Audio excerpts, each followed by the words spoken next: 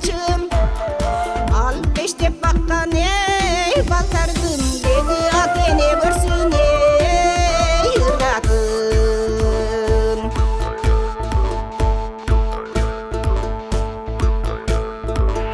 Başım şuşkan ey yetmiş yaş. Bağımda bulbul ey sayrasın. Kızık tuturmuş ey kuruşup o denizin gülü olup ey caynasın.